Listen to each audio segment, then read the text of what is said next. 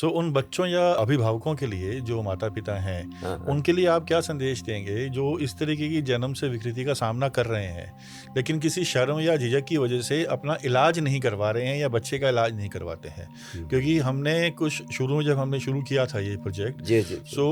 मैं आपको एक छोटा-सा एग्ज़ाम्पल वो देता हूँ, स्टोरी देता हूँ जो मेरे सामने आया। हाँ, हाँ। मेरे पास कुछ परिवार ऐसे आए जो इस तरीके के थे, क्योंकि जब हमने शुरू किया था 2013 में, तब ये इतना कॉमन नहीं था इसका ना होता था, ऐसा नहीं है क्वाइट इलाज नहीं था। नेचुरल हाँ। लेकिन हमारे पास जो परिवार आए वो इस तरीके के आए कि हम चाहते थे अपने बच्चे को मार दें। वो हुँ, माता-पिता के शब्द थे। हुँ, तो हमारी तो अपने आप में मेरे रोंगटे खड़े हो गए सुन कर के कि हुँ, मतलब माँ-बाप इस तरीके की विकृति हुँ, जिसका इलाज हुँ, संभव भी है, हुँ, थोड़ी-सी मेहनत करनी है, जाना हुँ, है, हुँ, हुँ, लेकिन उनकी सोच ये थी कि हम चाह रहे थे कि बच्चा ना मतलब एक सोशल टैबू की तरह कि हुँ, सामाजिक ग्रहण है हमारे लिए बच्चा, हुँ। इस तरीके के थे। हाँ, इसको एक अभिशाप की दृष्टि से एक मेरे देखते हैं। पास केस आया गुरुजी, उसके दादाजी, हुँ, एक बच्चा था, उसके हुँ, दादा जब 2 साल या ढाई साल का हमारे पास आया था, हुँ, उसके दादाजी ने उस बच्चे को कभी हाथ नहीं लगाया था क्योंकि उसका होंठ और तालू कटे हुए थे।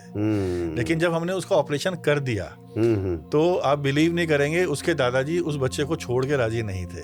उसको सिर्फ़ हुँ। गले से लगा के रखे हुए थे। तो आई कैन ये जो अंडरस्टैंड। सिचुएशन है हाँ। कि ऐसे इस शर्म या झिझक या जो भी हुँ, हम इसको हुँ, हुँ, कहें, हुँ। तो ये इलाज नहीं कराते, उनके लिए आपका क्या संदेश है? मैं तो संक्षेप में गौरव जी इतना ही कहना चाहूँगा कि वास्तव में ये बच्चे उनके भीतर उतनी ही आत्मा का सौंदर्य है जितना किसी भी व्यक्ति के भीतर है और वह प्रकृति का उपहार है।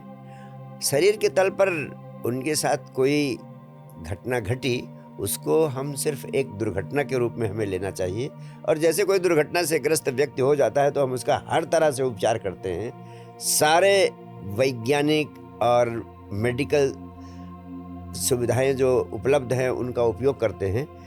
तो मेरा मानना है कि ऐसे लोगों के लिए बड़े व्यापक स्तर पर हमें अवेयरनेस कैंपेन चलाना जी, चाहिए।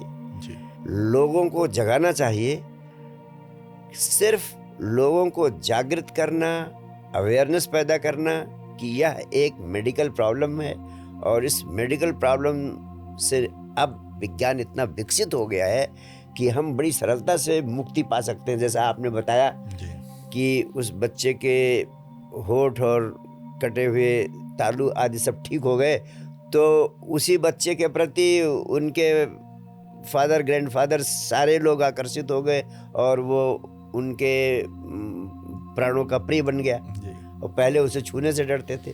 तो मेडिकल साइंस इतना डेवलप कर गया है, अगर हम उसका उपयोग नहीं करते हैं, तो इसका मतलब हम उस युग में जी रहे हैं, जब ये विज्ञान पैदा ही नहीं हुआ था। जी, लेकिन सौभाग्य से हम इतने विकसित मेडिकल युग में जी रहे हैं। हमें विराट अवेयरनेस क्रिएट करना चाहिए और लोगों को प्रोत्साहित करना चाहिए कि वह चिकित्सा के लिए आगे आएँ और आप जैसे जो जनसेवी संगठन हैं, रिस्टोरिंग स्माइल्स का काम कर रहे हैं, प्रोजेक्ट रिस्टोरिंग स्माइल्स की मैं सराहना करता हूँ।